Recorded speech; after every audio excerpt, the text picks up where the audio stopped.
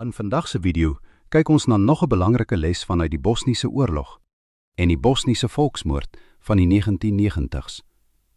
En dit gaan oor iets wat baie mense onderskat. Hoe gevaarlik inligting kan wees wanneer dit in die verkeerde hande beland. Wanneer mense aan oorlog dink hulle gewoonlik aan gewere, tanks en soldate. Maar baie konflikte begin lank voor die eerste skoot afgevuur word. Hulle begin met data, met luiste, met sensusse, met inligting oor wie mense is, waar hulle woon en hoe hulle geïdentifiseer word. En volgens baie navorsers en historici was dit presies deel van wat in Bosnië gebeur het. Een van die dinge wat vandag steeds baie bespreek word, is die Joegoslawiese sensus van 1991, net voor die oorlog uitgebreek het. Op daardie stadium moes mense hul etniese en godsdienstige identiteit verklaar. Baie mense het natuurlik gedink dit is bloot administratief. Maar toe die oorlog begin, het dit gebleik dat sulke data ongelooflik waardevol geword het vir groepe wat mense wou identifiseer en teiken. Skielik het jy 'n rekord van wie in watter dorp woon, wie Bosniër was, wie Serviër was, wie Kroaat was, waar families woon, hoe groot gemeenskappe is. En volgens baie getuienis uit die oorlog, is daardie tipe inligting later gebruik om spesifieke mense op te spoor. Daar was ook plaaslike lyste, mense wat hul bure geken het, mense wat geweet het wie waar werk, wie watter besigheid besit en wie aan watter gemeenskap behoort. Toe sekere gebiede oorgeneem is, het gewapende groepe in sommige gevalle reeds name gehad van mense wat gearresteer moes word, of van families wat geteiken sou word. Dit wys hoe deeglik baie van die operasies vooruit beplan is. Ons moet dan verstaan dat dit nie 'n kans is om te wag nie. Dit is dalk een van die mees ontstellende lesse vanuit Bosnië. Volksmoord gebeur nie net spontaan nie. Dit word dikwels vooraf georganiseer, administratief, logistiek en sistematies. Selfs militêre bewegings tydens die oorlog wys dit. Voor die konflik behoorlik begin het, was daar reeds planne oor watter dorpe afgesny sou word, waar beheerposte geplaas sou word, en hoe sekere gebiede geïsoleer kon word. Met ander woorde, die oorlog was nie net chaos nie. Groot dele daarvan was strategies voorberei. Nou bring dit natuurlik 'n moderne vraag na vore. Wat beteken dit in 'n digitale wêreld? Vandag leef ons in 'n tyd waar mense konstant inligting deel. Sosiale media, liggingsdata, selfone, aanlyn registrasies, databasisse, gesigsherkenning. Selfs alledaagse toepassings weet waar jy beweeg, waar jy woon en met wie jy kommunikeer. En baie kenners waarsku dat moderne tegnologie ongelooflik nuttig kan wees, maar ook gevaarlik, indien dit misbruik word deur korrupte regerings, ekstremistiese groepe of autoritaire strukture. Bosnië wys hoe sensitiewe data tydens konflik teen mense gebruik kan word.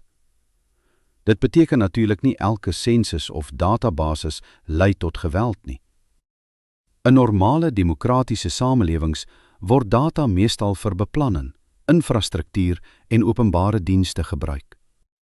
Maar geskiedenis wys dat wanneer 'n staat destabiliseer of ekstremisme begin groei, dieselfde stelsels misbruik kan word. En dit is hoekom baie mense vandag sterker fokus op privaatheid, databeskerming en burgerlike regte.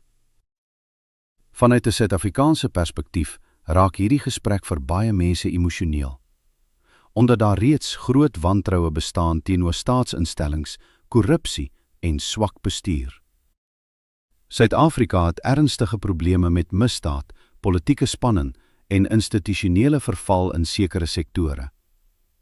Daarom vra sommige mense, wat gebeur indien sensitiewe data ooit in die verkeerde hande beland? Dit is belangrik om hier nugter en verantwoordelik te bly. Die doel is nie paranoia nie. Die doel is om uit geskiedenis te leer. Bosnië wys hoe vinnig 'n samelewing kan verander wanneer politieke spanning, propaganda en etniese verdeeldheid hand uitruk. Mense wat jarelank bure was, het skielik te mekaar gedraai. En dit herinner ons aan iets baie belangriks. Inligting is mag.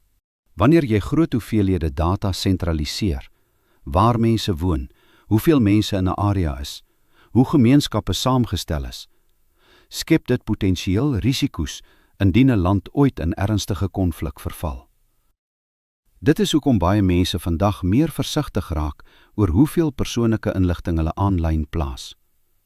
Nie net oor regerings nie, maar ook kuberaanvalle, misdadigers en georganiseerde groepe. Nog 'n belangrike les vanuit Bosnië is dat gemeenskappe bewus moet wees van hul omgewing en risiko's moet verstaan sonder om in haat of ekstremisme te verval. Kritiese denke is belangrik. Veiligheidsbeplanning is belangrik. Gemeenskapssamewerking is belangrik. Maar geskiedenis wys ook hoe gevaarlik dit raak wanneer mense begin ontmenslik, demoniseer of kollektiviseer.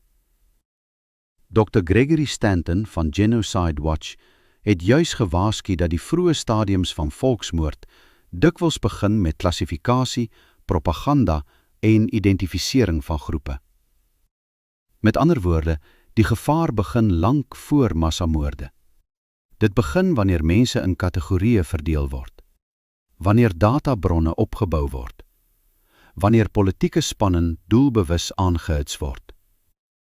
En daarom is die grootste les dalk nie net oor veiligheid nie, maar oor waaksaamheid.